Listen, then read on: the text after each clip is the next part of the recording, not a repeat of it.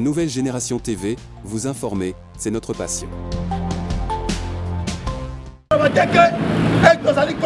de droit, l'état de droit au leki, au bandi kofinga, au bandi koloba de n'importe quoi, patiki yote.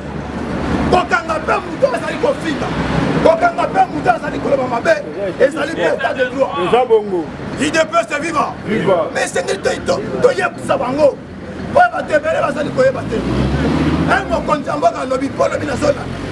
Bazongisi un mokonzi mboka kotaki la pouvoir maloba loba. Que non, na régime na ngai toko banda kokanga batike ndenge babande kokanga batina efoki ya kabila bazongisi maloba wana. Mais ningi koloba te ke yo journaliste oleki na média obandi kofinga mokonzi mboka bakotika yo. Il ne peut se vivre. Il ne peut se vivre. Quand il a cité, la côté de Sabina Kaya Mukole Yalelo, Nalandi Mouton, Tozali Koben, monsieur Adolphe Mozito. Adolphe Mozito Natawa Tozali, Nakoyeb Sabina Kaya, Naye, Nafaïlo Aboué. Il ne peut se vivre. Or, les bandits, Tobosanate, Bangomi Balé, Bazalaki Boé. Les lobes Batuni, Adolphe Mozito Moutuna. Si on a des amis qui ont été comme na pene ya makonami en 2023, est-ce que yo on peut soutenir candidature il y a monsieur Nan il ne peut se vivre Keïta alors il gagne la sabot na yaki ata programme mon côté il y a monsieur Martin Fayulu pour le moment moi je soutenir il y a peu d'élections comme candidat égalité. Si vous avez dit, il y a aussi un candidat en 2023. Il ne peut se vivre. Il y a un camarade de Vassalini. Si vous êtes un camarade de Bongo, Nazali Kotuna. Or, journaliste, Nazali Kotuna et Moutuna. Alors, bien, si vous êtes un Nabino, il y a un candidat. Nangambo, monsieur Pefaïl Nazali candidat. Mais comment ça va être? Il y a Mouninga, si on sera déjà. Vous allez la premier ministre de l'époque, il y a Kabila. Mais ça qui est Nangambo, monsieur, vous allez comme un président élu. Azala Nanate et le côté. Azali 0-0. Si vous êtes comme en 2023, est-ce qu'il y a un voter? Monsieur Mouzita, le Bingaï Makamouane est Talingaïde. Bisso étant que nous venons là, candidat à Bisso, et Zalingaï Moko. Quand la minute, nous allons voir ça la conférence de presse, on a coloqué dans la candidat en 2023. Il ne peut se vivre. On va Sowana, pour la cité, et il y a saké, Malem, Bazali, Koyana, Simaïmo, Kontamboka, Fatime.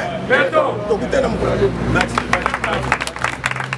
Il ne peut se vivre. Viva. Je m'attends, ça me sauve Vivelonga. Il ne peut se vivre. Viva. On a mamé. On a mama.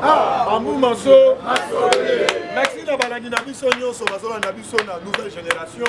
Donc on sait na bino bo s'abonner. Bo s'abonner, bo commenter, bo aimer, bo partager. Nouvelle génération ezali o ya bino o ya ngai. On a lisanga pour na kosunga peuple congolais. Bobo sanate opération na bino $1. On a soutenir FARDC na biso. Combattant de lutte. Nazo banda première actualité ya mboka na biso. OK. Actualité à liboso ezali boy. Là, on a eu Congolais de père et de mère. C'est le moment où tu soutenir mon Mboka. Tu as Félix Antoine Tshilombo Tshisekedi. Parce qu'il y a Azali de père et de mère. Tu étais combattant. Actualité à Liboso, il fallait que tu commis dans le moment où tu as agitation politique. Parce que dans les canisses, représentant, il y a Joe Biden, Tony Blinken, le col a quitté la République démocratique du Congo.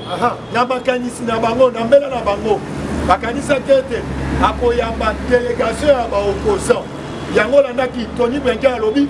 Na RDC n'a remarqué pas de opposition et salité. Oui, yango tozoye bisayo a lobby. Na place na yamba opposant. Il fallait que mananga ataba musicien. Yango mona la gana qui le plus loin. Yango yamba. Oyo tobengi ba musicien. Il de paix c'est FIFA. FIFA, on parler mec. Les politiciens. Combattants de lutte. Tozo keneka na actualité politique. Il fallait qu'on ait un moment où là tozo lobao. Agitation politique dans ngam ya banguna. Ebele bakanisa kete. Tony Blinken local à la République démocratique du Congo. Bakochaye oyo tobenaka engouillement mpona atinda Félix Antoine Tshilombo Tshisekedi na élection. Mais awa bakaba na bango bamanyoko na bango batiaki na mai mpona kocréer oyo tobengi tension na kati ya ville ya Kinshasa bazwi échec. Bango bapreparaki ete kokota ya Tony Blinken na République démocratique du Congo bakosala basiti bakosala oyo tobengi évasion na kati ya prison po ete balakisa na communauté internationale insécurité ezali na kati ya ville ya Kinshasa.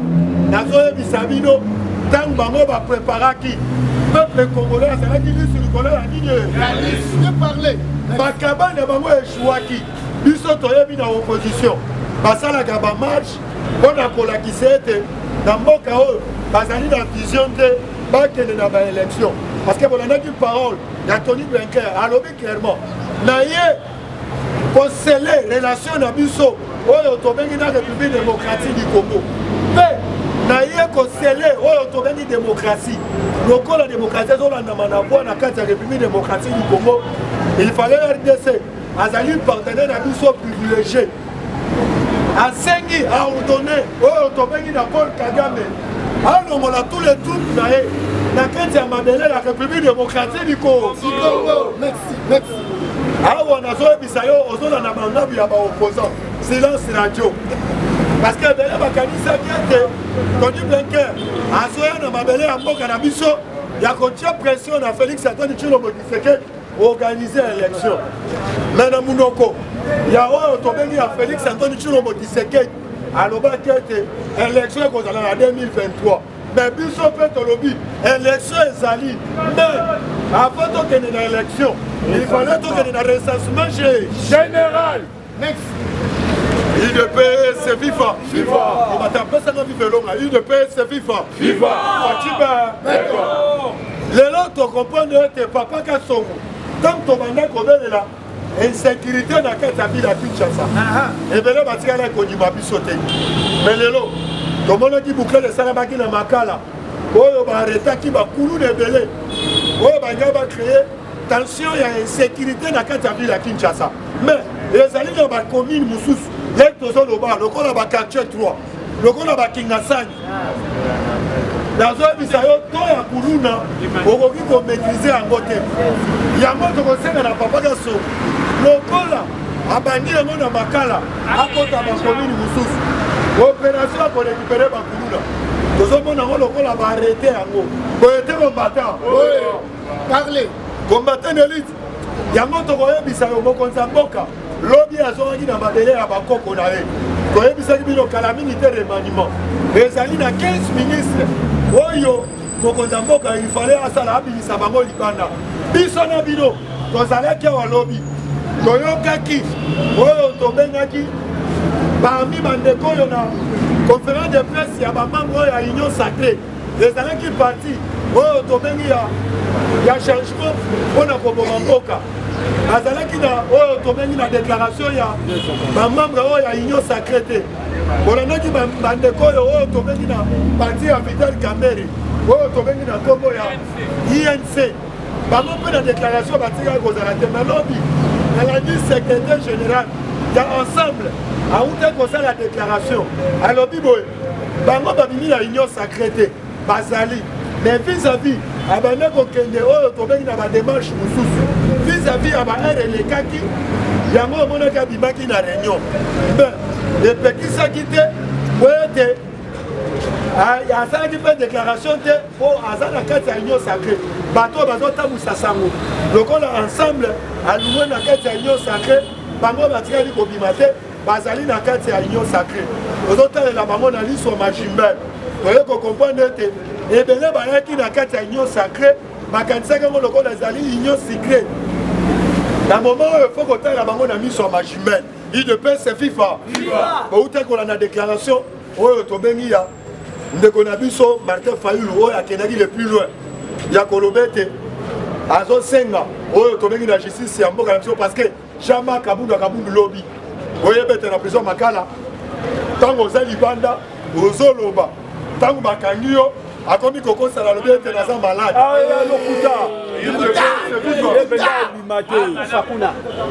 Jean-Marc Kabunga même balukuti kozola prison te mais lobi na prison makala azo déclaré ete nazali maladi olaneki failli yango toyebisaki bino blok oyo bango basalaki blok oyo ezalaki mpona kobundisa Félix Antoine Tshilombo Tshisekedi olandi procès ya Jean-Marc Kabunga Kabunga ezobanda lelo oyo tobengi na cour de cassation ntango aokende kosamba nazoloba ngo au conditionnement il paraîtrait il fallait babimisa ye batia oyo tobengi na résidence libérée parce que mpo balongoli immunité parlementaire te yango monaki bakreaki jurisprudence babambaki oyo tobengi na nkombo na ya justice oyo tolobaka mbape ezali lokola nini mpo ne fiske babateli ye parce que bamonaki akomaki danger permanent nde akomaki kotambola na baautorité oyo tobengi ya mboka akendaki komona oyo tobengi ya mbongo apa komona mbongo akomaki lettre officiellement pour akende kokutana na Joseph Kabila olandaki même na déclaration ya bato FCC oyo balobaki de plus loin balobi akoki kokutana na Kabila te vis-à-vis yene mutu alo yebisaki biso tokoyokola kona onage bato FCC bayebisaki barépondre babi ndenge arépondaki biso mpe tolobaki cette fois-ci yo mpe okonoye IDPS viva tokoyebisa bamembre oyo tobengi soi-disant ya soi-disant ya oyo tobengi ya Jean-Marc Kabunga Kabunga oyo bazosenga procès ya Jean-Marc Kabunga Kabunga ezala oyo tobengi médiatisé na kati ya télévision balanda procès wana toyebisaki bino bosakana na République démocratique du Congo te oui Jean-Marc Kabunga Kabunga lokola oyo nabengi na kombo ya Frank lokola na kombo ya oyo tobengi ya ndeko na biso mboka alobi mwana mboka wana azali très impoli mal éduqué na comportement parce que yaya oyo komona ete Jani Mabunda ayedaka biso alobaka ete oyo tobengi Jean-Marc Kabunga azali bébé politique parce que même au Malanga azalaki oyo tobengi na Kabila ntango alungaki pembeni ya Kabila est-ce que ateyaki basekret oyo tobengi na Kabila oyo tobengi na kombo ya Vital Kamerhe batravaillaki na mokonzi ya mboka ntango bato ya FCC bakendaki le plus loin ya koakize oyo tobengi Vital Kamerhe est-ce que Vital Kamerhe abimisaki secret oyo tobengi ya Fachi il fallait comprendre ete Jean-Marc Kabunga Kabunga azali homme d'état te ata azoluka mpe ete azala président de la République yebe ete bapine ya bato ya bakongolais ekosila na kotoboka IDPS viva combattant de lutte olandaki déclaration ya mama Fifi Masuka oyo abeti sete alobi ete amoni bazokosela ye makambo azokende kozwa baminere kotindaka bango tobengi na Kanyamaka CC mais ezali dossier biso mpe tozolandela yango parce que epai na biso tolobaki ete soki omoni dokisala nini ebelela tolingi bantivalere te na kati ya union sacré ntango ozosoutenir chef de l'état il fallait kosoutenir ye na motema na yo mobima koyaka te babetaka biso jeu ya bakuba boye te combattant merci mpona lelo ngai na suki awa nabengisi président Bula azokota oencourage président Bula Lumbe allez Fatin-toi allez Fatin-toi et bien les informations chaud les parlementaires debout les parlementaires debout les parlementaires debout bonjour à tous bonjour IDPS viva na minute oyo nazoloba na bino ezala pas ba militaire ezala pas ba fonctionnaire ezala epai ya ba veuve basi ya ba militaire oyo bakufa soko ke na loyenge ko critiquer Félix Antoine Tshisekedi Tshilombo bakobeta yo ande ba militaire na biso balobi soki alingo critiquer Félix kende ko critiquer na chambre na yo kaka yo moko na kati basi ya ba veuve militaire oyo bakufa balobi soki bomeki na Félix pour sentir biso. Alors moi bango de $15 a commis si bango na $125 et tika na kosala maté il est festival. Félix Asuki wana te. Alors bien sengeli na touché ba secteur nyon. Les primes des agents de la justice congolaise et Matiliko. Les primes des agents et cadres de l'administration de la justice et Matiliko. Et Oya Banaki Kosimba, $75, a commis Kosimba $132. Oya Banaki Kosimba, $225, a commis Kosimba $750. Obete la Fachi Beton. Il est vivant. Selon ma sondage, nous sommes bima.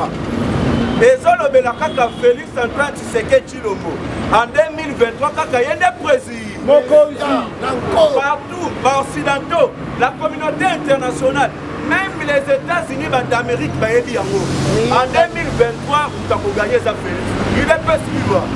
Il y a un Azali qui proposé pour la élection et qu'on coûtait plus de $1 milliard. Il est vivant. Le col a déjà déjà qui est Félix. Bazwa $1 million wana ba investir en la carte armée na biso et améliorer les sous salaire ya armée et améliorer même kosomba ba équipement ba armée pour na armée na biso. Pourquoi to gaspiller mbongo tant que muto akobimeza toujours fatube. En effet, selon les dernières estimations, Félix Antoine Tshisekedi Tshilombo, largement vainqueur devant Fayou, devant Katour, devant Kabila et Jean-Pierre Bemba. Sondage à Bercy. Il est vivant. Il va mettre la fatigue à Thomas. Scénario. Bayebi que Félix a posé la toujours président. Il est vivant. Tomoni. Martin Fayoulou a commis qu'on défendre Jean-Marc Kaboul. On a cinq va libérer Jean-Marc Kaboul. On a cinq va libérer journaliste et après perdre. Mais je n'arrive pas à comprendre. Au lieu de ça, opposant, mais je me suis rendu compte que tous allez n'a pas pouvi. Il est vivant. Dans sa image, il y a Félix Antoine Tshisekedi Tshilombo à Lobaki. Dans le régime, il y a des prisonniers politiques qui va poser la tête. Mais Tommy Toun a dit une question. Est-ce que on est lié qui ça? Au fini chef de l'État, au fini moi sinaye, au fini ma autorité, ma kokanga te pour y aller baki na régime naé ba kokanga ba tout. Autant de grands raisonnements. Il est vivant. Papa tient à l'obaki. Il est au pouvoir. Il n'y aura pas l'opposition. Biso il est faut créer opposition. Il est vivant. Biso moko il est pour créer opposition. Donc créer Jean-Marc Kaboul. Il est vivant. Pouvoir peut être la malade, c'est la opposition. Ce qui est mais qui boité, opposition est à pression pour pouvoir être la malade. Mais total, il a dit ça, il a opposant. Bon, ça, de l'autre côté. Dans une abysse, Kabunda, Kabunda, Kabunju, Kaboul, il y a opposition. Ayoka solo ya boloko. Comme ça y est à la terrain, à comme à côté biso pression. Il est vivant. Prophétie à Papa Tien Tshisekedi wa munu kokisami. Il est au pouvoir, il n'y aura pas l'opposition. Sans formule. Quand Kabiso moko peut créer opposition. Il est vivant.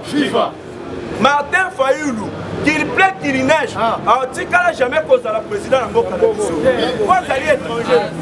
Moïse Katumbi, qu'il plaît qu'il neige. A Kotikala jamais cause à la présidente.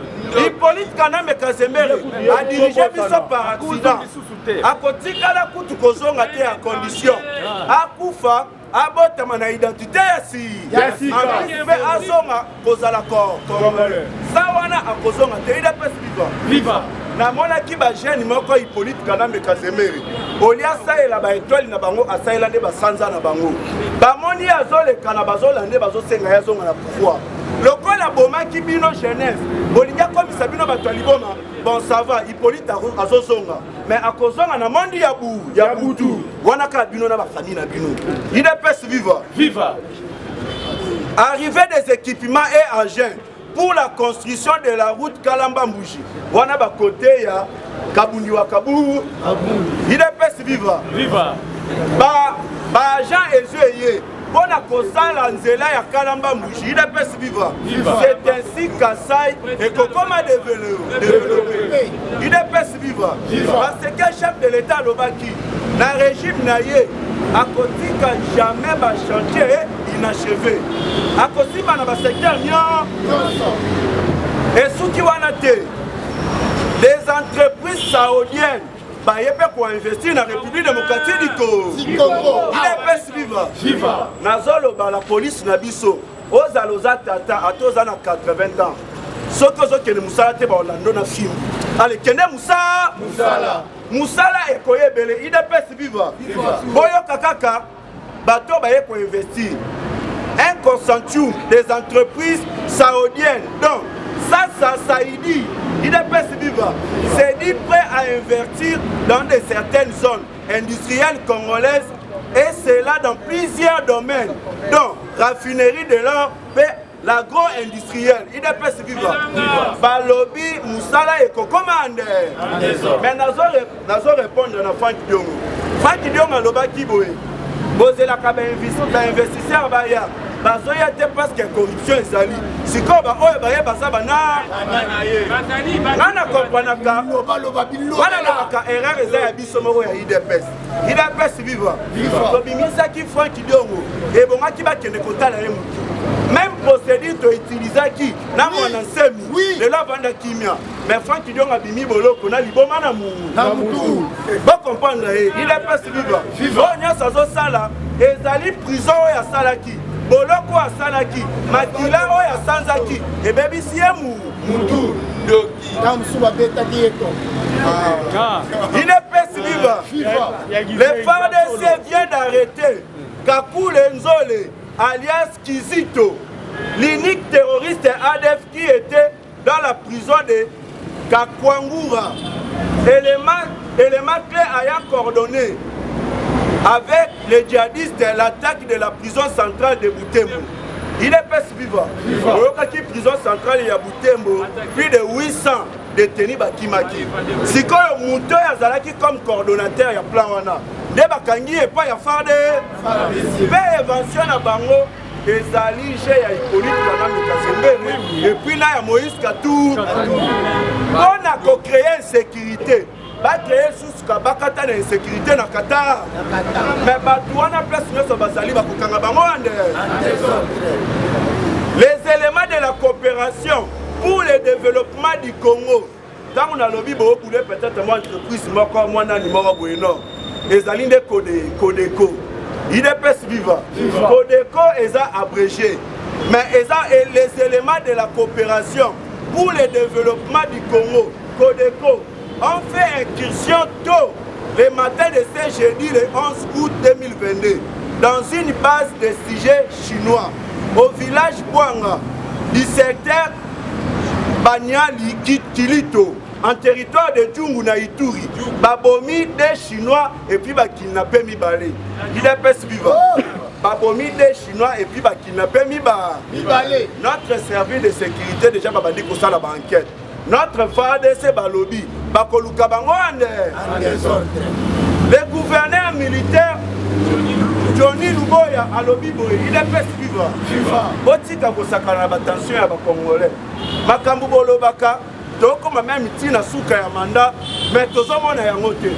Johnny Luboya Lobi, a risqué pas d'aller menacer les députés. Ba oyo bazali ko soutenir ba groupe armé na est akotanga ba kombo na bango ande mais bolo ba kotanga botika ko sala fraternité il est passé olingi batango de batanga na mona population bozo réaction na yo nde ko tinga na bango batanga olingi batango de batanga te il est passé viva doyoke pa ya papa Mboso na kotanga ba kombo botanga ba Johnny Luboya lokotanga bakombo botanga kate mais bobomba ba secret na bino botika yama ko intoxiquer le peuple pamba bino ba yebi ke ba député wana ba soutenir ba miliciens automatiquement baza ba rebelle ba bomba que jamais identité ya ba rebelle et sengeli botanga bakombo na bango commissaire biso peuple toyeba batuto tinda ki ba défendre biso na assemblée nationale bango nde bazali ba rebelle ba komi ko boma biso. C'est ainsi bakabala onyo sur ici là. Bina ba belisa bango ba libérant pour rien. Il est pas si vivant. Vivant. Donc comme il a évasion il y a prison il y a ndolo. Il est pas si vivant. Vivant. Et ça a un réseau mafieux qu'aujourd'hui est opérera en République démocratique du Congo. Réseau on est ça le maka. On a conseillé na muko Antombolo Félix Antoine Tshisekedi Tshilombo. Justice armée demteza et battre la pouvoir. Il y a liboso 60% il y a ba criminels bazali na kati ya la police congolaise. 60% bazali na kati. Bato yo bazwa na bango formation te. Bato ba pesa bango minduki balata ba teni bango de ba komi ko sala ba vie policière. Bango de ba komi ko boma peuple. Il est pas vivant. Donc na armée na biso infiltration ezali na kati. Chef de l'État a ça la remaniement. A ça la réforme na armée. Comme ça baeba Moutounini et Sengeli Alata Sultani Yambo. C'est ainsi bakaba l'insécurité aussi là. Général Kassongo, incapable de gérer le secteur naé. Une bonne idée. Koulou Nezali Batu Bazali Kokufa. Babanina Balongoli Général Kassongo. Batie Moutou Azali na capacité à concilier cette sécurité. Batie na kati à la police. Ba identifier ba policier nyonso. Ba o Bazali ba rebelle liba. Banda. Évasion à prison ya ndolo. Complice Ezali Général Baseleba Bin Mateta. Un anti-tissékédiste. Un anti-tissékédiste. Moutouazali anti-tissékédiste. Félix Azala au pouvoir. Est-ce que Moutouana a ça pour le terrain?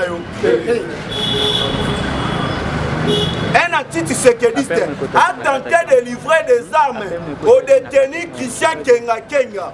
Les armes étaient destinées à l'un des condamnés pour les maîtres de Floribert Chebeya et Fidel Bazar. Il est pas si vivant. Ma côte ici, Moutou soi-disant, à Kenekopé, c'est à Christian Kenga, ouvrage. Administration à prison, Batala na kati boye ba moni ba arme. Il est pas si vivant. Bakangi complice wana. Tozo senga pe bakanga pe na général wa. Il est pas si vivant. Bino boyebi ki makambu ya liwa ya Floribert Chebe ya na Fidel Bazar na boyebi ya moté. Mais pourquoi bolingi bokimisa Christian Kenga? Parce que Christian Kenga yenda zali élément clé. Témoin gênant. Oya yebi bakabali nyo. Yanga bomoni Hippolyte Kanambe Kasemere incapable ya koloba. Banda bazu ba découvrir plus de 15 blocs pétroliers na Kinakati. Hippolyte Kanambe Kasemere na Kinakati comme balukaneka na ba moto. Il est pas vivant. Félix Antoine Tshisekedi Tshilombo. Na ministre na biso ya hydrocarbures. Dide Bidimbu. Balobi boye. Ezala Hippolyte Kanambe Kasemere. Ezala famille na yo. Soki bozali na biloko ya mboka toko récupérer yango ande. Remaniement bientôt ezo salema. Ba ministre bazali ko quitter il est pas vivant. Bino moko peuple boyebi ba ministre na secteur na bango bakambi mabe. Boyebi cette fois-ci deux des chefs de l'État. Toboyi makambu baya ko proposer ba ministre oya yebi place à bimélité oya yebi eloko nini ya salate akoma ministre au lieu de travailler pour l'intérêt du peuple mais ya komi ko yiba pour la famille na ye. Il est pas vivant. Le secrétaire d'État américain Anthony Blinken a commis na Rwanda, il est pas vivant. Comme a commis na Rwanda a yebisi Paul Kagame. Tozana ba preuve nyonso que yonde mutozana sima ya ba M23 pour la créer insécurité na air. Preuve année, même les M23 balobi ba kobomba te. Gouvernement congolais yebi yango. Ba espère les Nations Unies ba yebi yango. Même les États-Unis d'Amérique ba yebi yango. Debo moni ba M23 ba komi ko exploiter ba or na biso. Bazo memango inde na Kigali. Et là ko bomba sous ces athées. Ba komi ko za ba or na biso ba memango na Kigali. En plus na usine ya raffinerie ya or eza na Rwanda. Oye zwe kangama ki banda chef de l'État chaque état de siège. Na kati kuna ba koma ko beta badami na ba jeune. Il est pas vivant. Anthony Blinken a lobby. Longola ba M23 na yo na air na est. Paul Kagame a lobby. Gouvernement congolais ezali ko soutenir ba FDLR. Oye bazolinga koya ko renverser pouvoir na ngai. Yango boyoka ki Anthony Blinken a salaki mbela lobby. Tosengi na Rwanda tosengi na gouvernement congolais bolongola batu barebele na bino na mbo boyebisa bango cesser le feu borespecter procédure ya Nairobi pe procédure bosignaki entre médiation na loi na Luanda UDPS viva malgré nyonso esalema nga nazali komiloba moi en particulier nazala na confiance à ba-américain te UDPS viva tolanda babiloko nyonso te nga nazala na confiance à ba-américain te oyo nga nakanisaki kosalema réaction pe attitude ya Anthony Blinken emonani différemment po Anthony Blinken alobi boye les États-Unis bazali na preuve armée rwandaise soutenue par M23 bazali na preuve que le gouvernement congolais les alliés pour soutenir par FDLR wana maloba Anthony Blinken il est pas vivant accueilli plus loin à lobby ba ko sanctionner ba proche ya Félix Antoine Tshisekedi Tshilombo lokola bino bokutanaki na dan déclare bosalaki na accord bochangeaki ba procédure ndenge balaki koyiba bino mais avant bosala yango ebonga boconsulter biso Bodan déclare azalaka na sanction et pas na biso. Donc la bino bosali bo consulter biso te. Toko pesa ba proche na chef de l'état sanction. Ko banda na Guilin Nyembo, balobi même na Gilles Lingeti. Il est pas vivant. Ce qui veut dire que les États-Unis d'Amérique bazali ba hypocrite.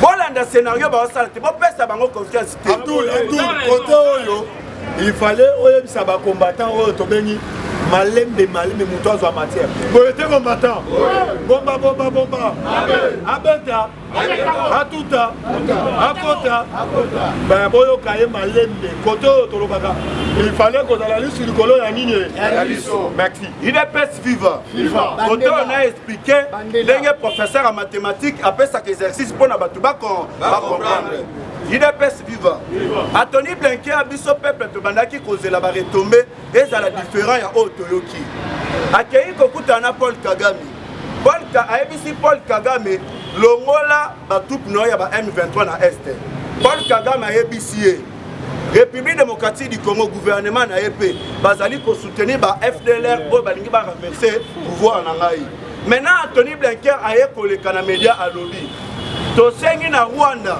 tosengi na gouvernement congolais ça la cesser le fait botika ko soutenir ba FDLR wana pe artika ko soutenir ba M23 ce qui veut dire les États-Unis d'Amérique sont des hypocrites bazali ko na biso sourire mais ba wala biso cesser ndenge nini dan déclare oya bandaki so azala so na ba bloc pétrolier na biso valeur ya 2 milliards de dollars to récupérer yango les États-Unis d'Amérique et lobby lokola bosolo na dan déclare oyo azana sanction et pas na biso bo consulter biso te mais boye ba ke to kopesa ba proche ya Félix Antoine Tshisekedi Tshilombo sanction mais ba bloc pétrolier wana eza ya biso jamais to ko senga bino permission na kamotali biso permission ni to senga bino ba États-Unis d'Amérique ba yiba ba minerais na biso pendant plus de 25 ans na sima ya Rwanda bango nyonso baza ba complice ba téléphone ba ordinateur nyonso sele ma matière na biso même na ba arme nucléaire ba matière na biso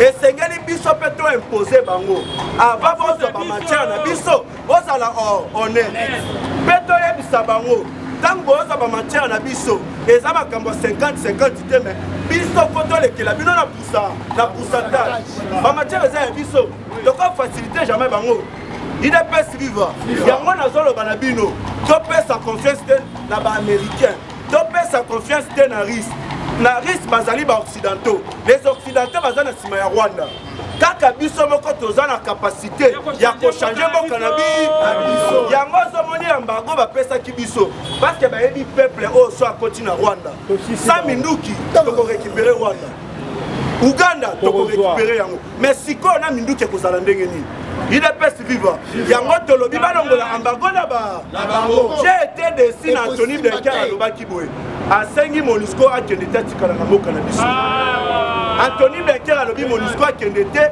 atikala na mboka na biso pe bayebisi biso mpona bosali sélection flatterie tokopesa bino 23 millions de dollars ede bino towana posa mbongo na bino te biso tolobi qu'il plaît qu'il neige toza na posa ya MONUSCO na mboka na biso akende bolongwa MONUSCO merci combattant. Actualité politique. Oh, ton dernier Fumusul, ton dernier qui est. Ayazala quitté. Mais il y a un Goya. Nous avons cotisé une population, mais nous avons sénat qui est venu aux alliés à la Bogoye, je ne sais pas si. À ce côté, à moi, pour la chef.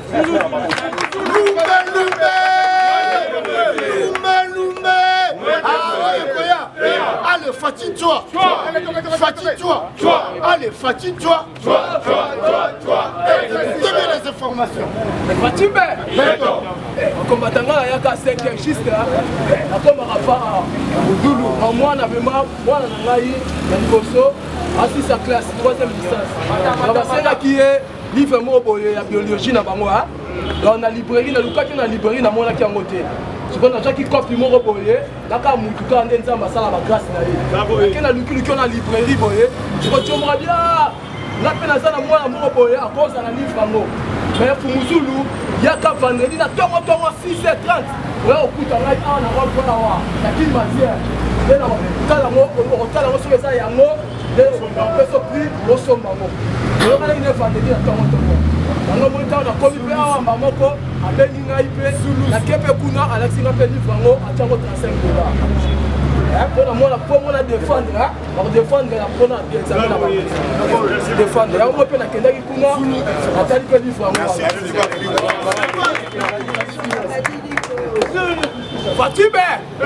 Fatibé, au lieu qui m'a content, quand s'appelle ma carte d'invitation. Oh, président Tchad, après ça répond à la journée là-bas, il y a indépendant.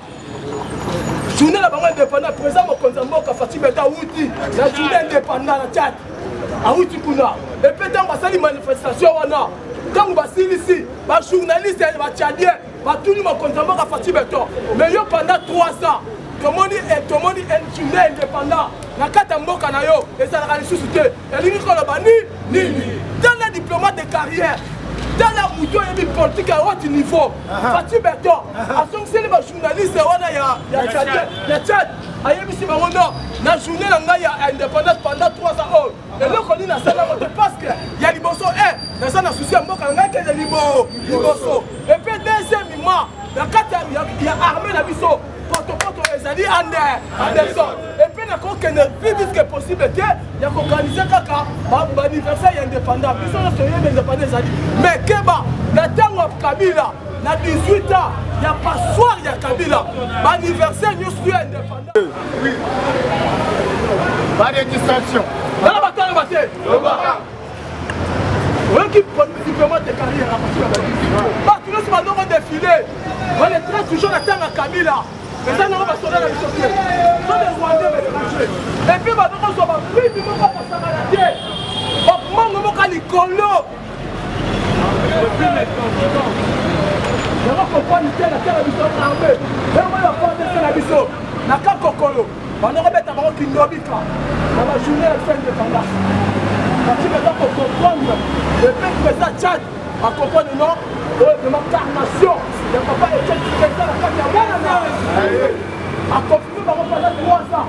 Même pour ça que la journée à faire indépendante. Il faut comprendre que non, la tanga Kabila, le monde est belé pour s'arrêter. Et puis ma défense qui est belé, et puis armé. Et ça qui a aussi à porte-porte. Les trajets côté, parce que là personnel, il y a un Kabila côté. Et beaucoup de primes. Le monde est belé. C'est question de ligne. Il y a dit, il y a mort, il y a qu'est-ce que l'État. Il y a même un compte à comprendre les noms. Avant de la salle, la journée indépendante, il faut tous les secteurs. Et ça va malade. Tous les secteurs, ça va malade. Et quand nous devons comprendre les noms, Fatih Berton, on ne va pas te soutenir. Moi, je suis mort kawana. Ça va être certifié malade. Ça va être malade pour la mort que les Liboso. Na sepeli Martin Fayulu. Liboso, na sepeli Moïse Nani Mouzitou. Vous êtes à comprendre. Il y a 3 blocs. Alors, on a même papa même à la biso. Avec même à commander indépendant. Mais il y a un Martin Fayulu. Il y a un Toyo Kanaka. Là, moi, c'est Katou. Là, il y a une élection. Et puis, il y a un bloc qui a biso. Mais là, il y a un Martin Fayulu. À quel ça la bango? Oh, Moussou, tu as le bic, il y a un ake kosadere na Kabila oza main noire oza maboko salite eloko Moïse en tout cas dans ce pays alobi yango vie sa vie mosiki et puis à comprendre que non Fatih Beton aza na service des nations. Merci, bien parlé. Aza na service des nations. Aza pour le peuple congolais. Aza pour le peuple congolais. Aza pour le peuple congolais qui est libo. Ne mositu témoignage à pesu wana. Ce qu'on a le moins la kataka ya mositu et la kaya ya Martin Fayulu na Moïse Katumbi et ça porte baza considéré. Ba ko ba témoignage na bango manamu ba kena pa Kabila. Yango ba lelo a comprendre que non Fatih Beton est pour le service des nations. On va ami Bendani à comprendre que t'es un mouton ça malamu et ça facile mais y'a un moment de lobby là on appelle déjà programme il y a élection alors que ça dit à ça il avait fait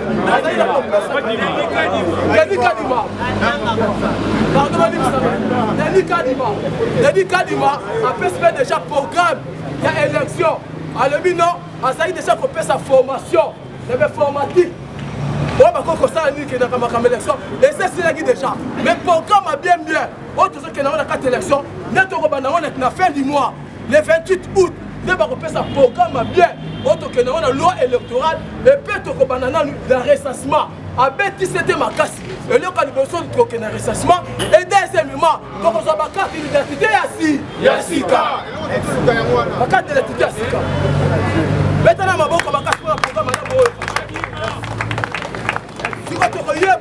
ma carte électorale na bango oyo bapesa ba chinois bapesa ba indien bapesa ba rwandais bapesa bato wana bayebi ke non yango comprendre baso l'élection Kabila na carte Afrique du Sud il paraîtait que azala ba carte électorale ebele asalisa na carte Afrique du Sud yango comprendre baso l'élection mingi so ko fait bien na so ko ba loterie ba fait loterie bato ba comment carte yango tuna ba quartier ba comment sa identité ba Yébela, il faut comprendre le point.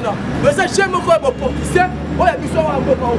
Si on comprend pas que les gens, comment on dit qu'on va tuer pour la cobenda, on va tuer belé, on a distraction, on va compléter l'élection. Mais Denis Kadima explique le comment, avant de l'élection, et là quand ils vont faire sa mission, carte d'identité, et ça il faut pour nos Congolais, le vrai fils du pays, on va représenter la loi de l'élection. Et on va comprendre, on va comprendre, on va qui vont et puis le but de la minute sur tout ça candidat kaka moko combo kaka moko on ça la carte seni et ça facile et ça facile c'est la sondage là ça rabino le mardi mercredi la carte de décider du monde 67% facile il y a 3 ans sur le saute 3 ans pamba 67 papa on dit que va décider du monde Zamba apambola biso mingi parce que facile comprendre qui déjà akoya pa ba union européenne ote akoya pa ba mafia ote abetaki bango chita likolo a sauter le bango ke pa ba carte décider du monde papa ba carte décider du monde yango moni pape François so za pembe na Fati bango baza ba premier décideur du monde on va décider la carte monde yango moni Fati bata kamna ba pape François wana akami bango pourquoi les yango ba sondage ya makasi zulu za ba carte décideur du monde yebaka ke ba tuana ce qui va faire déjà pourcentage. Il y a son, on va continuer à ça sur place de terrain. Il y a les premières élections. Et ça la tête. Attends, ça la tête. Il y a son âge, c'est pas grand décideur du monde.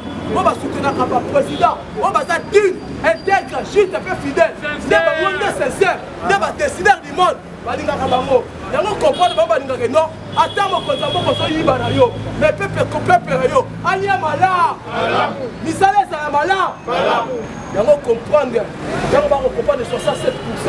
On a déjà pas décidé du monde, on peut si Fatih Beton. Et ça, c'était ça l'idée, qui paye les caisses. Là, on appelle ça déjà candidat unique, et ça Fatih Beton. Maintenant, pour nous, on va voir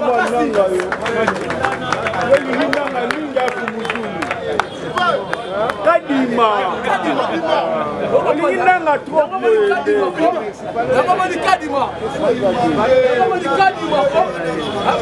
pardon donc omoni nanga nanga sabo la compagnie de chaque nanga wana donc tant mukola bazotanga komole nini parce que pour ça bilo après ça rabino ba machine à voter presque nanga tanga salaka na tangona banoko somba ngodo qui plus cher il y a plus cher parce que l'homme vraiment kadima abomi ya kosakana te a dévoiler ba secret na kosakana te donc le bi comme on est trop il y a moment où sur comme on a fait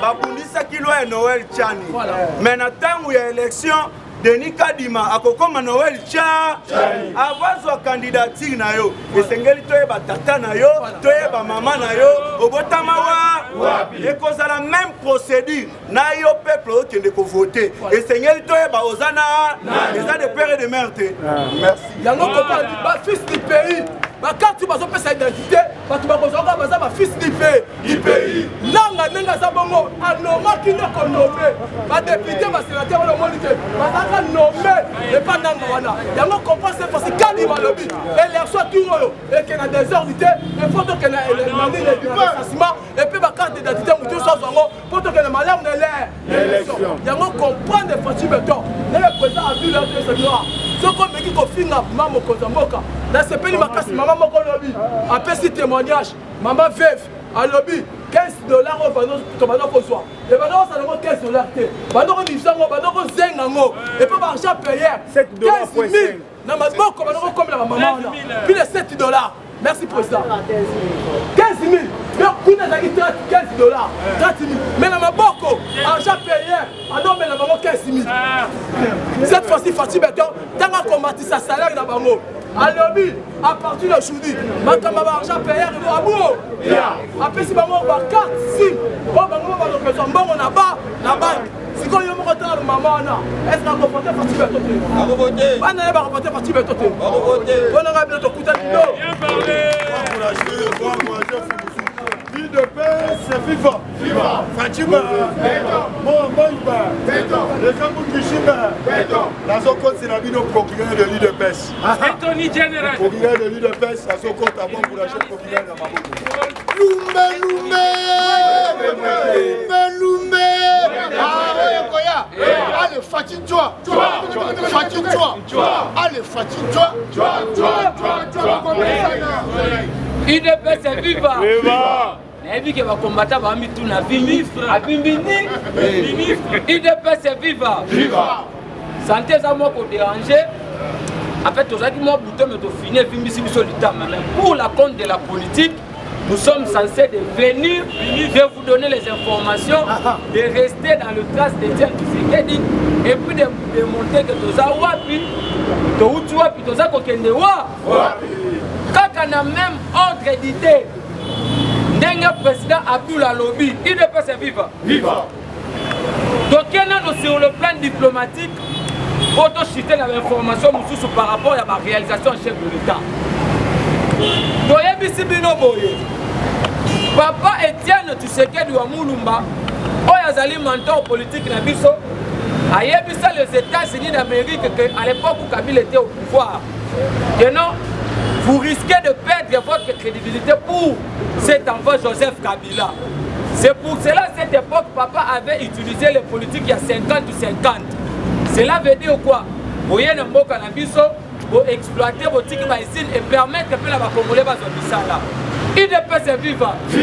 Même à cette époque, papa Tshisekedi avait dit à la Belgique que Bokota la Congo n'a fait. La même ordre d'idée que le président de la République aussi, quand il a commencé sa diplomatie agissante, dans le pays sur le monde, moi je veux une diplomatie à 50-50. Cela veut dire que vous exploitez, vous laissez des usines, ça va aussi permettre que la jeunesse congolaise passe au Missa. UDPS c'est viva. Vous avez vu le président de la République quand il a lancé l'appel d'offres à 27 blocs pétroliers. Une société de la place, il y a une multinationale, Green Peace. Parce que contre cet appel d'offres, il collecte, il y a ça sur un déposer la présidence en bas une pétition. Merci. Merci beaucoup pour nous. UDPS c'est viva. Il vient parce qu'il y a qui s'arrête moi biloko. Au moment où une société on a Green Peace, basali pétition pour baser contre cet appel d'offres qui a été lancé par le président de la République. toza na ba ressources naturelles ebele oto exploitaka na mboka na biso. Pourquoi pas ne pas aussi lancer cet appel d'offres? Ça va aussi appeler les investisseurs dans notre pays qui fera aussi en sorte que les Congolais soient mis ça là. C'était ça ce qui était le souhait du président de la République. Mais vous avez vu quelques multinationaux derrière cette entreprise qui sont contre cet appel d'offres. Il ne peut se vivre. Ayabisa Kibino Boye et Anthony Blinken, qui est la deuxième personnalité du gouvernement américain, parce que c'est le secrétaire d'État américain, après Joe Biden. Tango Aye Awa, il est venu pour rappeler à l'ordre le président du Séquin dans ma étali élection. Le Kouta Mouné, parce que le Conseil de sécurité des Nations Unies, Tango va proroger embargo et une année contre Mboka Nabiso.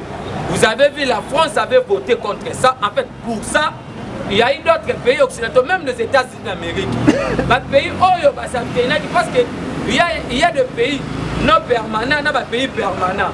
Les pays permanents comme la Russie, la Chine, et les pays non permanents comme le Gabon, les pays de l'Afrique, ont voté contre cet embargo. C'est ce qui a justifié Claude Ibalangi qui est chargé à faire 4, en fait, encore 4 il y a 10 Abeba. Il était allé voir les chargés des affaires, il y a ici la carte Yambo Kanabi. Il ne peut se vivre. Mais ce qui est curieux, Anthony Blinken Malongo Awa Inde na Rwanda. Parce qu'il avait commencé l'Afrique d'ici du Congo et puis il est allé à Rwanda. Arrivé à Rwanda, je vous dis que entre État et État, nous ne sommes pas des ennemis, nous ne sommes pas des amis, mais ce sont les intérêts qui priment. Si aujourd'hui le Rwanda voit que pour stabiliser l'économie rwandaise, il faut créer de l'intérêt à l'Est, le Rwanda le fera toujours. C'est pour cela que vous voyez Kagame a une politique d'hypocrisie. Parce que Paul Kagame a sali 22 ans au pouvoir, mais il n'a jamais stabilisé l'économie rwandaise. À chaque fois que le Rwanda est attaqué, à se recours à un génocide de Salman à Rwanda.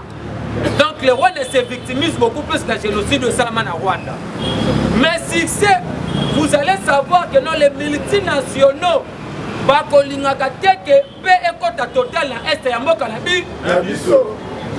Anthony Blinken nous a surpris en arrivant au Rwanda. Anthony Blinken s'est dévoilé, il renvoie dos à dos en disant que non, c'est le gouvernement congolais par l'entreprise de notre armée FARDC qui soutient aussi les FDLR. De l'autre côté, il dira encore que non, c'est le Rwanda qui est derrière les M23 pour nous attaquer. On doit tirer les choses au clair. Il ne peut se vivre. On doit tirer les choses au clair. Parce qu'ils ont voulu confondre Tshisekedi et Kabila. Mais le président de la République, au nom de la paix, parce qu'aujourd'hui, depuis plus de 3 décennies, on vient de créer une usine à raffinerie. Il y aura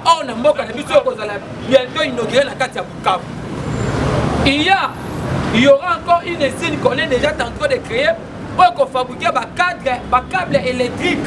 Il ne peut se vivre. Le président de la République ne décolère pas.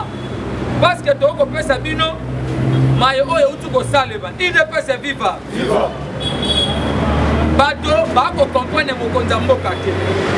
Après une conversation, il ne peut se vivre.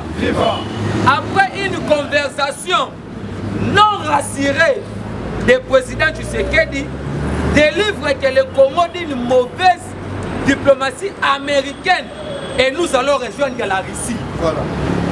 Après une longue durée de conversation entre le président Tshisekedi et le secrétaire d'État américain Anthony Blinken sur la situation sécuritaire à l'est de la RDC et le soutien du M23 par l'armée rwandaise, le président de la République n'est pas rassuré de leur conversation et maintient sa position de faire intervenir les unités spéciales de la Russie de Vladimir Poutine.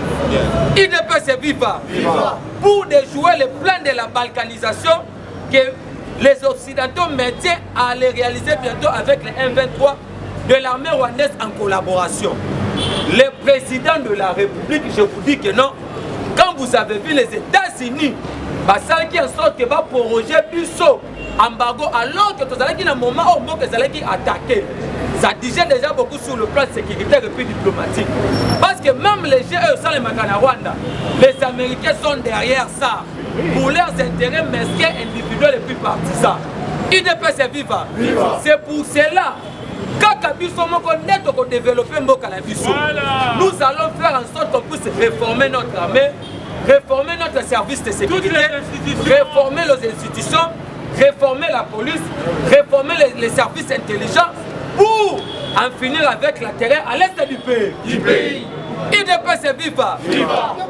Yango omoni na mita auto koloba. Biso Congo tozana nyonso. Biso Congo tozana ba richesse nyonso ya mokili. Vous avez vu quand le président Tshisekedi est allé dans G7, dans G20 à l'époque. Président américain, vous avez vu comment le président a fait une plaidoirie par rapport à le réchauffement climatique. Et dans les jours à venir, il y aura d'autres pays au recourir à RDC. Parce qu'actuellement, même avec ce qui concerne les blocs pétroliers, vous avez vite compris qu'il y a une précipitation entre les multinationaux. IDPS viva. Nous sommes prêts de faire une coopération avec la Russie.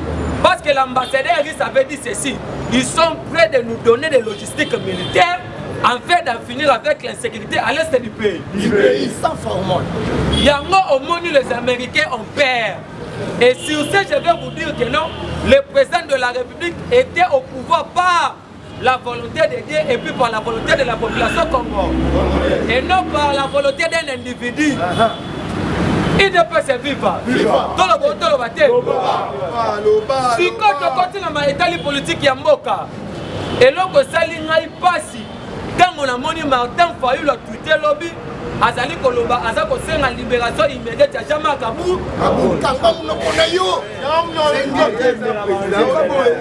IDPS viva.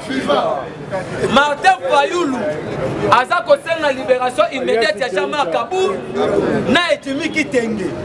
Martin Fayulu est animé par une sorcellerie inconsciente. Dans le but mabé, on l'a eu bien. IDPS viva. Martin Fayulu est animé par une sorcellerie inconsciente. Parce que moi je ne comprends pas. Martin Fayulu, ce sont eux qui ont critiqué Kaboul quand il était à l'IDPS. Mais aujourd'hui, comment est-ce que Kaboul comme étant un ramasse? Nous l'avons chassé du parti. C'est comme si votre Kaboul n'a qu'à mon côté. Kaboul a été inscrit et puis radié du parti. Nous l'avons chassé du parti. Mais comment est-ce qu'un ramassis, un immondice politique, Martin Fayulu va tweeter en disant qu'il demande la libération immédiate de Jama Kabou. Martin Fayulu a un problème de la tête. Parce que quand tu sais qu'il y a eu le pouvoir, Martin Fayulu a dit que non, ce tu sais qu'il y a Kabila na Boya. Tu sais qu'il y a Kabila Fayulu a été. Martin Fayulu, il est allé plus loin en disant que non, la Cour constitutionnelle est contrôlée par la Kabyle. Mais Martin Fayulu a fait une plaidoirie pour défendre à l'époque professeur, le juriste et professeur Moro Bagnabatia la Cour constitutionnelle. Théodore Ngoyi. Le même Martin Fayulu a dit ici que non, vérité des îles, la vérité des îles, comme la dynamique de l'opposition, a fait contradiction en contradiction. Donc il fait la honte d'être dans l'opposition quand nous étions à l'époque. Martin Fayulu, il a été fabriqué dans l'IDPS. Mais nous avons vite compris que non, à l'époque où Papa Tshisekedi nous donnait la matière de l'opposition, il y avait quelques matières qui échappaient Martin Fayulu. C'est prouvé noir sur blanc que non, c'est un immondice politique, c'est un vagabond politique. Tout le monde il a de l'inconstance politique totale à lui. Martin Fayulu était à Kimaka, tout le monde parce que comme il a un moment à tirer ma camouna claire. Tu as le FCC Balobi Boy, bas soit Franck qui dit on a Kabouni na Kimaka tité. Il ne peut se vivre. Tu as FCC parce que la mita Franck qui dit on a vu il faut qu'il ne raconte Joseph Kabila. De l'autre côté Martin Fayulu a un problème dans la opposition. Pour faire un candidat commun. Na bato ba komisa candidat commun muta pia que ça Martin Fayulu et ça Franck Diomo. De l'autre côté moi Moyibi Okatumba yibaki, nambo mususu Kabila pas yibaki. Ce contradiction au sala est un candidat commun. Parce que candidat commun de l'autre côté Fayu la kolinga babimisa ye. De l'autre côté, Mouzou a se présenté déjà comme candidat à sa propre succession. De l'autre côté, Joseph Kabila. Parce que dire que Kabila au son à la mort, c'est inciter le Congolais. Dire que Kabila, les Congolais, les miettes là, c'est la sorcellerie. Parce qu'aujourd'hui, l'insécurité qui est totale à l'est du pays, c'est le visage que Kabila nous a laissé. Kabila avait consacré l'impunité comme une mode de gestion dans ce pays. Kabila avait tué des gens. Kabila a construit les Kingakatu au-dessus de quelques blocs pétroliers non exploités. IDPS c'est vivant. Et de l'autre côté, Fayu nous demande encore la libération immédiate de Jimmy Kitenge. Jimmy Kitenge a fait des révélations accablantes, gravissimes en disant que non, le gouvernement actuel veut éliminer les couples Kabila. Mais c'est pour cela que vous avez vu la justice Babenguié. Après ça, il y a preuve. Parce que il y a une propagation de faux oui. Donc c'est une infraction à Jari Bongo. Quand toi, Kabila c'est l'ancien président de la République, comment toi tu peux dire que non, il y a quelques ministres dans ce gouvernement qui veulent éliminer Kabila et sa femme. Succès, il y a un moment de justice. Les gens ont mal compris l'état de droit. L'état de droit, et puis les gens doivent faire la différence entre la liberté et puis la libertinage. Parce que nous avons la liberté d'opinion, nous avons la liberté d'expression et nous avons la liberté de penser. Tu sais que avait dit que dans le Namba comme un mototé pour notre propre opinion. Mais dérapage d'été, pour les candélons d'été, ma propre opinion, le gouvernement s'aligne sa contre. Là tu es libre. Mais aller au-delà, tu seras interpellé. C'est ça l'état de droit. Il peut se vivre.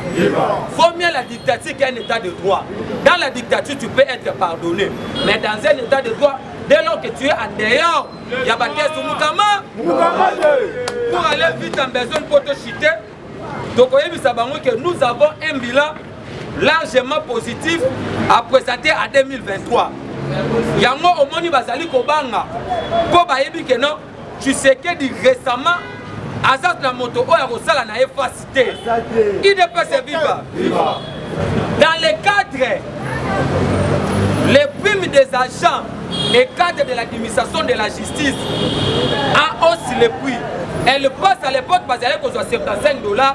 Au moment où nous sommes en train de parler, il y a 132 $. Il ne peut se vivre. Dans le cadre de la prime, il y a un cadre de l'administration de la justice. Où tu commences au salaire. À l'époque, il y a Kabila qui a 75 $. Le lot va commis 132 $. Sous le régime de notre président de la République. Il est mort. Il y a 225 $. Va commis 750 $. Donc, c'est que nous disons que Fati reste béton et puis Fati ne peut jamais nous trahir. Il ne peut se vivre. Soutenons le président de la République, c'est notre ça, c'est notre frère. Nous connaissons son père, nous connaissons sa mère. C'est ce qui fera que Fati reste au pouvoir jusqu'à 2040. 45. C'est vivant. Allez, Fati, toi. Fati, toi. Allez, Fati, toi.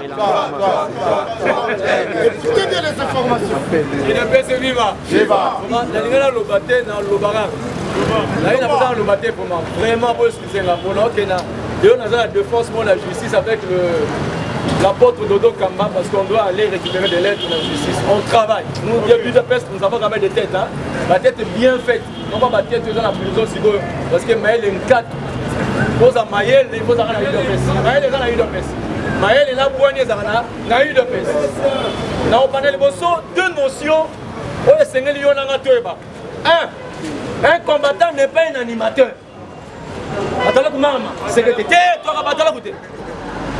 Un combattant, c'est un communicateur. Il y a autant éviter l'animation. Secrétaire maman, secrétaire, ah ouais, pas information. Donc, pour être information, on peut savoir moi, forme-moi, il faut ça là-haut. Pas bien. Parce que j'ai intervenu suite à ça. Les combattants ne sont pas des animateurs, c'est des communicateurs. Il y a un moment, même après mes vacances parlementaires, on a prouvé que nous sommes des communicateurs. On est même dans la rentrée, on le battait parce que moi, pas le bas, oui. On le banit. Pour tout confondre, il y en a banni malheureusement M. Anthony Blanquette, on le banit de l'autre côté. M. Anthony Blanquette, on le banit de l'autre côté. nyonso lobaki tokango kala Rwanda agressa biso oui ba M23 na Rwanda oui mais partenaire privilégié on a accès biso eloko nini en matière financière bien en matière il y a logistique comme on a biso eloko nde on a accès à Grèce na bino États-Unis bozobanga relation ya RCRDC na nini na Russie c'est ça la crainte mais na kati nango rien puisque tu l'as vu avant que la MONUSCO ne vienne au Congo il y avait 8 groupes armés mais quand il y a 120 groupes armés ça c'est grave puis sommes encore 8 groupes armés on va continuer dans 120 groupes armés c'est quoi il y a une comme ça pour ça na binoke bon moi même alors et puis ça passe tant Antonio Lobi tout le monde est sur le terrain ah bah tout le monde a reçu là na Rwanda nini tout renégocier nous nini nous avons été tués spoliés violés même assassinés Babrila Bisoto tout Kabula nini l'IDPS viva on va mettre ça tout sur les lots nini le Rwanda a violé la charte des Nations Unies parce que à côté du Congo, dans le territoire du Congo, sans l'accord il y a RDC. Le Rwanda a bombé dans le Congo, dans le territoire de Rwanda Bunda a on a Congo dans Ouganda. Mais à part la violation de la charte des Nations Unies, le Rwanda aussi a violé la charte africaine. Dès la minute la charte africaine dit c'est total article 1. Ce qui pays moi quoi un pays pour sous. Pays où le Congo dans le pays na imoko. l'IDPS viva. Mais dit crainte il y a autre lobby armement embargo. Crainte dans mon parce que Congo sera sur armes à Congo d'Ati dans Rwanda. Sans format. C'est ce que la charte africaine a dit. Les Congo entrent à Rwanda pour récupérer ses biens. Autour de la charte, non il a le bio temps. On s'en fait une photocopie. Car article voilà, un pays agressé, attaqué, peut contre-attaquer et entrer dans les territoires des pays autres à récupérer bilon. Il y a un moment où Nicolas Maratro na Rwanda pour comme un 25e commune à ville examen la musique. Donc là l'ancien a été États-Unis dans Nicolo. Il est pas vivant. Comprenez aussi mon attention, pas mon émotion. Pour émotionner, on va émotionner, on va dans la prison, ça émotionnel comme dans la prison on lit vous nous pour pépament il y a rien. Il est vivant. Il est vivant. Combattant, nous sommes dans la période de vigilance. Période il y a amour et unité, bien sûr. N'est-ce pas? Mais basanga na nanan. Pe baligra nanan. Il est vivant. Non mais mon à hauteur. Dieu dit ceci, Nabi Nzambe, alors j'aime ceux qui m'aiment. Comprenez la suite. Dieu aime ceux qu'il aime. La suite, il est ceux qui les haïssent. Comprenez mon émotion. Nzamba Lola, alors j'ai aimé Jacob, mais j'ai haï Esaou. Nzamba il a même Esaou. C'est biblique. Et au Congo, vous voulez que nous puissions aimer tout le monde? Non. Non. Tout le monde n'est pas aimé. Voilà. Na kolingana Moïse Katumbi te.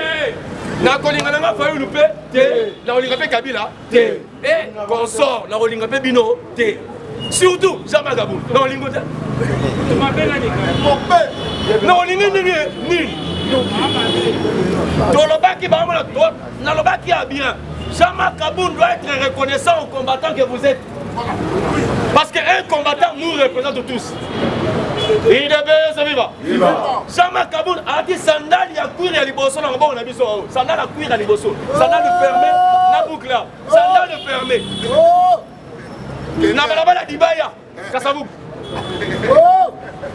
A dit na parler na l'autre. Papa Melandi. J'étais locataire. A donné chemise à manga bien, manche courte. Jean-Marc Kaboun a su appareil à liboso sans empreinte. Et pas Caleb, place Victoire, place des artistes, mais sans communication. Caleb, c'était mon frère qui était membre de la Parlement de Victoire. Oh. Mais ce monsieur ne peut pas parler, il vient avec mon nieré troué. Mon nieré est dessous. Alors ça, mon nieré sonne. Parce que, ouais, ma sonne, viens, tu ne peux pas sonner. Mon nieré, il y a dodo. Chemise en bourg, Milaï. Alors que le bon est bima, mais bima, t'es le bima. Pantalon à deux pays voisins, mais carrément. Mais chaque combattant, parce que Bino va monter. Bino va monter en 2016. Mais tu vois que depuis 2013. Parce qu'il était noiro, mais comme un homme blanco. On savait l'ongia, mais comme un ongia. Alors, on a mis ce logo. Mais le quoi, UDPS sera au pouvoir jusqu'à l'arrivée de Jésus. Lui aussi restera à la prison jusqu'à l'arrivée de Jésus. Ma bête allée, parce que l'UDPS a rentré dans le pouvoir. S'il y a l'arrivée de Jésus, le roi a combien d'ennemis il va reprendre la prison jusqu'à l'arrivée de Jésus. Ma bête allée, est-ce que la cause piloté, je n'ai pas compris la cause. UDPS viva. Mon frère, Néanmo il va aux hommes là. On m'a dit qu'il y a une permanence il y a Kingabwa. Comme permanence il y a Kingabwa. Parce que cette personne a été conçue par l'argent des combattants. Il n'est pas vivant. Il n'est pas seulement voleur, il est voleur même au Congo. Il est double voleur. Voleur, il est un voleur congolais. Infantilier. Comme Rolandais, il est dans le Congo. Et de surcroît, outrage au chef de l'État. Divulgation, mensonge calomnieuse. Mais papa, on oublie qu'on est né. C'est que Bimi, si on est en commentaire à mon dernier. Si on Bimi, on a besoin même de raisins surveillés. Il n'y a pas de raisins surveillés, tu seras à la prison. On peut apprendre comment est-ce que les vies à l'Oba qui boivent, ceux qui ont du pouvoir. Beaucoup qui seront à la prison seront des commentaires à Nini. Il a fait ce vivant. Pourquoi on va dire merci parce qu'il y a Kitana. Parce qu'on a matin qui n'a pas quitté ce qu'on veut. Mais là, il avait des drones, des missiles. Il a fait ce vivant. Il y a d'autres qui Kagame et Bongama. Pour FDLR, au côté. Bah où tu vas lobby, oh l'ongwa, bah on va oya. Na Belgique, bah marcher babi, Kagame la Rwanda, bah il y a des Tutsi, bah on va sani, bah Zoya. On n'a plus besoin de nilotique, on a besoin de semi-bantou et des bantous. Et des personnes vivantes. Mais au Congo, nous sommes des bantous, pas des semi-bantous. Sauter le long faul, à ça bantou. Il est ramené. Peut-être le caméra, à bantou. Il est ramené. Peut-être le héros, à ça bantou. Ils sont là bantou à Pembe. Bantou à Pembe. Bantou à Pembe, il y a un jour là. Non noir. Il est personne vivant. Bantou, la Bible est bantou. Pas de semi-bantou, mais bantou. Skoyo. Papa, est-ce que juif a dit bantou? Zambia ça va bantou. Get out bantou. Bantou sont les Congolais. Quand on dit ça c'est mis bantou nilotique. Get out. Laisse le bantou chez eux. Ah j'ai dit je vous remercie.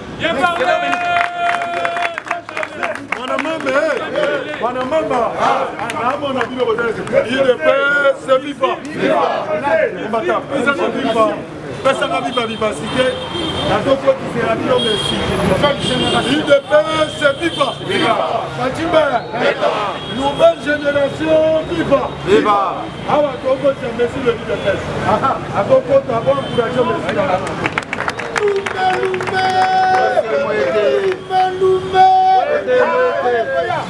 Allez, fatigue-toi. Fatigue-toi. Allez, fatigue-toi. Donnez les informations. UDPS viva. UDPS viva. Wana mama. Mambu maso politique comme elle est. Lobaki ba union sa fati ba ko mela bombe ba ko lala ya kotele. Ba melite. Lobaki pa fato kende 2023 madeso mabego mataliko. Ezo bimate.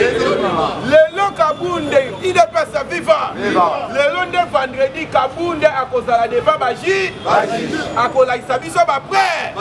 Donc na 11h wa biso tout balobi na télévision ok kozala rediffusé il pesa viva toloba keloko ebomishama kabunde ya palo lenge na minute on azoyebisa bino tereza mobulu mpo kozonga ya fati na Tchad ndenge azoya remaniement mbala moko il pesa viva remaniement il pesa viva azongaki déjà remaniement 50 ministres ya Libanda 50% ya ba ministre ya Libanda.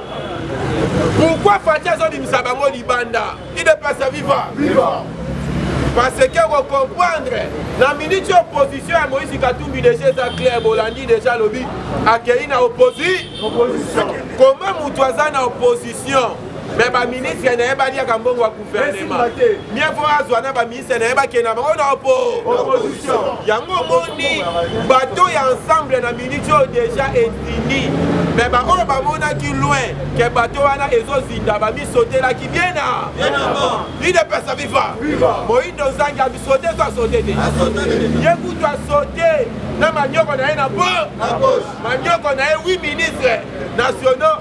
13 professionnels sénateurs morts. Alors, il faut sauter. Bateau et Zozi. Elle les a tambourés, mais pas sauter, tu as sauté. Il doit sauter, mais on va salir parti politique. Christophe Loutoundou, la sauté, tu as sauté. Donc, nous avons dit ça, on a dit qu'il n'y a pas papa. Bakodindana fois que Dieu on a simané Azan à ta député Moroté.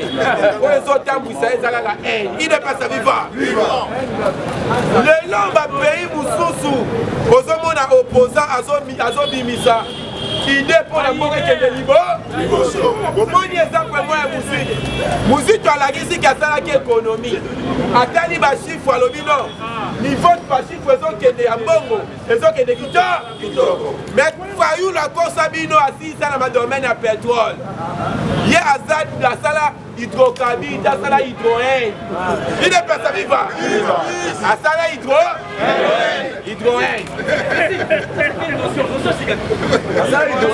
Il n'est pas sa vivant. Mouninga, Mouzitou, l'économie naïe. Mais Azola qui soit Bino, le gouvernement de la matière, c'est bon. Et tu l'as constaté. Il faut te répartir à mon ambassadeur. Donc, Azo peut sa idée pour l'embauche de Libo. Fayou l'a constabiso. Qui est Azaka expert dans ma camouette du pétrole. Dans ma camouille, il y a 25 blocs pétroliers. À nous, cette idée. Il y a Azala hydroène. Il ne peut pas vivre. Il y a Azala hydroène. Il y a Ngolongolien Angela. Mouta prétendaka un jour comme chef de l'État. Mais Azo valoriser l'antivalère. Maman Moko ya Mukolo. Il ne peut pas vivre. C'est l'information. Toyo qui Fayoulou a opposé que Azotia Mama wa. Secrétaire il n'a pas l'obité à l'obité. À l'obité Mama Oyo a voulu combattre le président Félix Tshisekedi. Donc c'est-à-dire qu'il va écarter Fayou. Il ne peut pas vivre. Moutou Azo valorisé l'antivalère. Est-ce que tu as commis chef de l'État? Pays est pour faire de ça. Moutou a fini Moutou Yozo côté là. Azo loba babi misajama Kaboul babi misajimi kitenge. Loba jara batouana. Soka komi chef de l'État ba. Oyoka mwana 5 azo beta kokomba. Il ne peut pas vivre. Heureusement des aboyés. Abilo comme souvent de Kishakate Bassini Moussous. Anthony Blinken a Kiti. Balamoko peut sondage et l'andaka était signé. Ouais des abassines. Sondage Balamoko et l'andina. Sondage Wana Fatih première de la classe. Il ne peut pas vivre. Le sondage est Bimi Wana. Il y a un sondage n'a pas américain.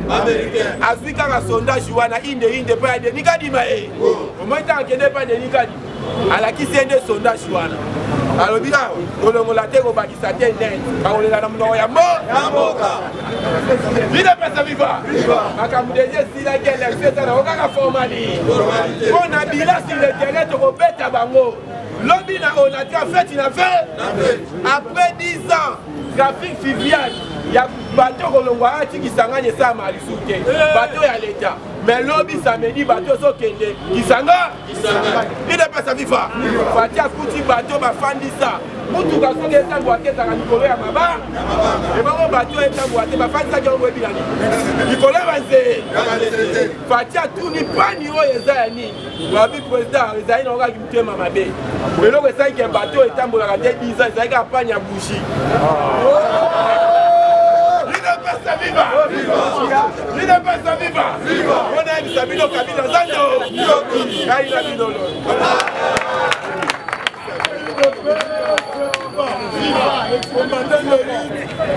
Tokuta na lobby. Bobo sénateur opération à FARDC. Tokuta na lobby, Tokuta na lobby, merci.